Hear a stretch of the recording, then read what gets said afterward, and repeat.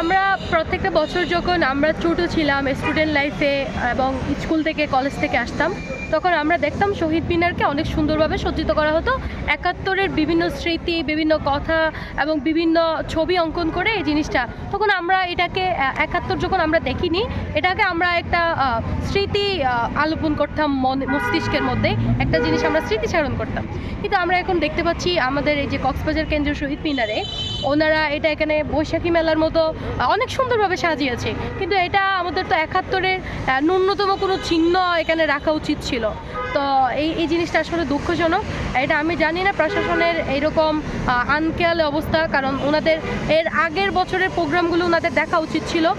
সেই হিসেবে আমরা গত বছর ২৪-এ যে ১৬ই ডিসেম্বর পালন করেছি, এটা অনেক সুন্দর রূপে সজ্জিত হয়েছিল। এখানে এমন না যে বিয়ে বাড়ি হচ্ছে, বৈশাখী মেলা হচ্ছে, বিষয়টা এমন না। এটা আমরা ওনাদেরকে স্মরণ করতেছি, ৭১-এর বীরদেরকে স্মরণ করতেছি, আমাদের বিজয় দিবস যাদের অবদান আমরা তাদেরকে স্মরণ করতে চাই, আমরা তাদেরকে রাখতে চাই। আমি দাবি জানাতে চাই আজকে রাতের মধ্যেই যাতে প্রশাসন এই ৭১-এর স্মৃতি চিহ্ন প্রতীক এই যেগুলো আগে থাকতো, যেগুলো আমাদের স্টুডেন্ট এবং সাধারণ মানুষের কাছে ৭১ না দেখলেও যে অনুপ্রেরণা জাগায়, এই চিহ্ন সিম্বল প্রতীকগুলো যাতে আবার নিয়ে আসা হয়, সেই দাবি জানাচ্ছি প্রশাসনকে। এটা অবশ্যই ৭১-কে অবমূল্যায়ন মানে এটা অ্যাকচুয়ালি ওনাদের এটা বিবৃতি দেওয়া উচিত কেন এই ভুলটা হয়েছে। এটা আমি স্পেসিফিক তো বলতে পারবো না যে তারা অবহেলা করছে কি না, এটা আমাদের তবে খতিয়ে দেখা উচিত।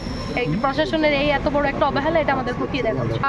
সেটা যারা আর্ট করেছে, এটা আমরা এখনও রাত পর্যন্ত একটা সময় আছে, কিন্তু তো সেই জায়গা থেকে আমরা পরিপূর্ণ সব কিছু সজ্জিত দেখতে চাই, এটা আমরা আশাবাদী।